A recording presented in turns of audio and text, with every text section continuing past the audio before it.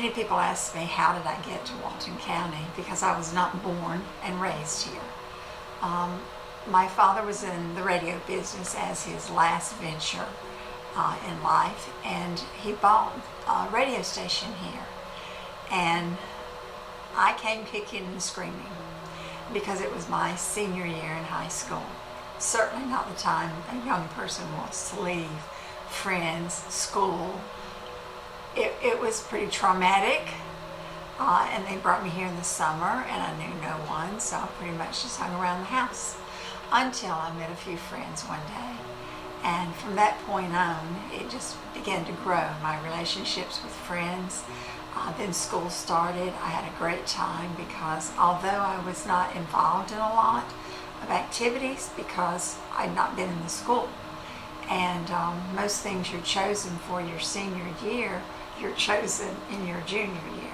So all those things that I was chosen to do my senior year were in Natchez, Mississippi, where I came from, and everything else was Walton County, where I was now, Walton High School. And so that's how I got here. But I would say that probably God knew what he was doing and the plan for my life, because although I was drugged here by my family, I chose as an adult to remain here the rest of my life. And I do have a little story about Walton High School and the one I attended, because there's so many people that may be thinking that, well, there's been many over the years. But the one I attended was the one prior to and sits next to the current high school. It was my last year in high school, like I said, my senior year, and it was the first year that school was open. So it was kind of a coincidence there. The other coincidence about it is, as superintendent of schools, I was able to open the current school and officially close the old school where I attended, and it was the first graduating class of that school. So a little complicated, but a lot of first, a lot of last, and a lot of I started there and I ended it there for the school district and started the new school. And I thoroughly enjoyed working with the architects of the school. I'm telling them that Defuniak is different from the beach. Defuniak is different from Freeport or Paxton.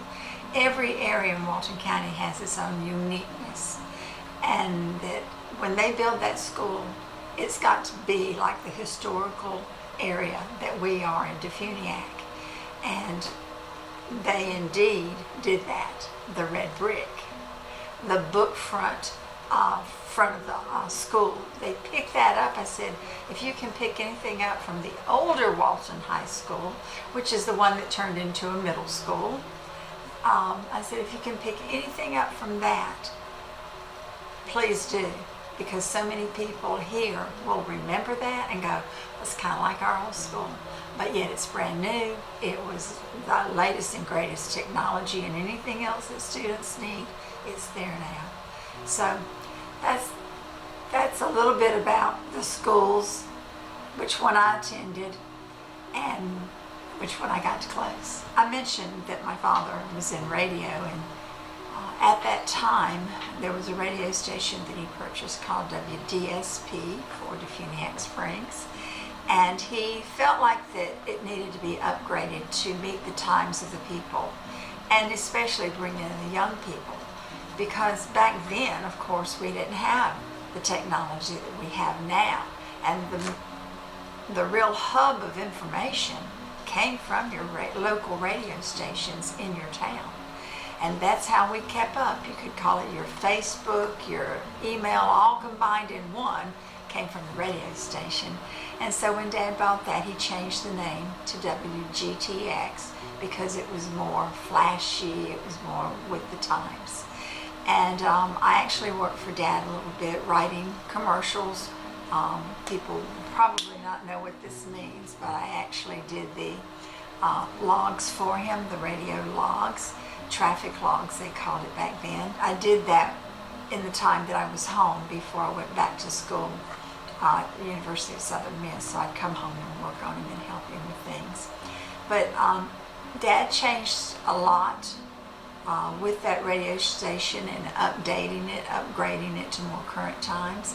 And it really pushed things from, more laid back, casual, to more progressive.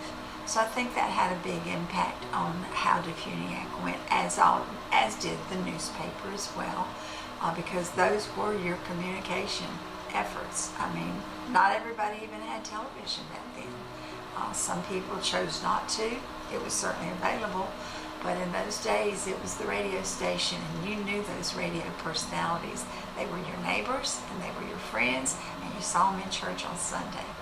So it was quite the hub of the communication community. Coming into Defuniak as a senior, kicking and screaming, as I said, I came from Natchez, Mississippi. That's where I moved from. And that was a very culturally developed, based on its historical value through the Civil War.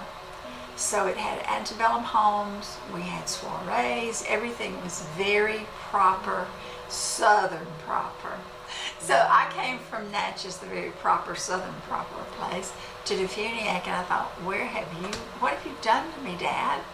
And sooner or later, I began to appreciate the more laid back, the more comfortable, the more friendly, the not so prissy, atmosphere. It was going from what I enjoyed in Natchez to what I enjoyed in Defuniak, but very different.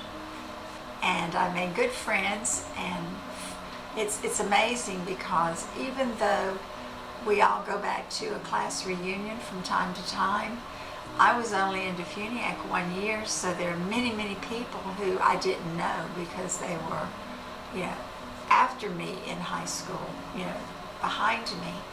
And then in Natchez, that's where I went to high school for 2 more years. So it was very different to be here, but I found the beach. And I love the beach and still do. And we spent a lot of time at the beach, my friends and I. Of course, very involved in the senior year activities. But I did enjoy all the people that I met. And the funny thing is, I can't tell you the name of one person in Natchez, Mississippi, where I also went to junior high and high school. But I can tell you most everybody in Defuniak Springs that I went to school with. I went back to Mississippi. I went to the University of Southern Mississippi for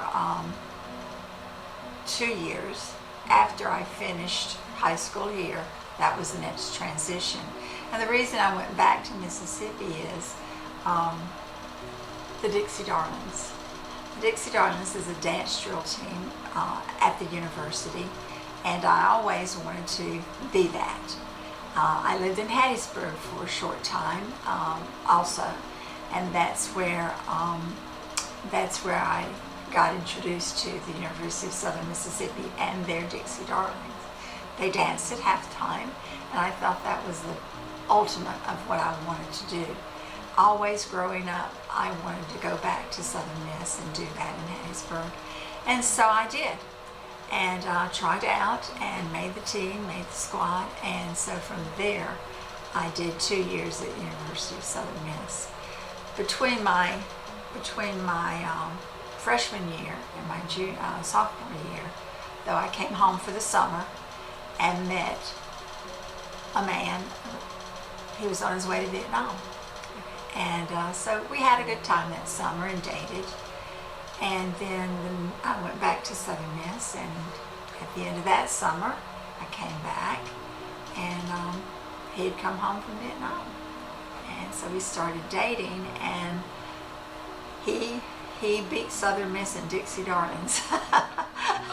My heart was torn, but I left and finished up my schooling at the University of West Florida and got married. My experiences in education go back to when I was about 10 years old, when I decided right then and there I want to be a teacher. Actually, my first grade teacher inspired me to be a teacher, but by 10 years old I knew that is all I ever wanted to do, was be a teacher and teach children. And so I went into the School of Education, got my degree. I came home, started looking for a job. And back then, we didn't have the population in this school district. We usually grew about 100 students a year, and that's slow growth for a county. You couldn't find a job as a teacher. I mean, there were more people looking for jobs than there were openings. I always jokingly say you had to wait for somebody to die or retire to get a job as a teacher. So I took a job as a teacher aide my first year, and during that time a paraprofessional position came open, which paid more and required some schooling. Well, I had a teaching certificate, and I convinced the principal to hire me because he was getting a certified teacher for a paraprofessional job. So Don Hagler hired me for that, and then the next year a job opened up at Walton Middle School, and I had the best time of my life working at Walton Middle School. I thought it was the best time of my life because I had much more good times after that. I worked as a teacher there. I then wanted to try primary, so I went to Freeport Elementary and worked second grade. And then I went back to Walton Middle School. The principal there asked me if I would come back and take my position. I taught math in sixth grade.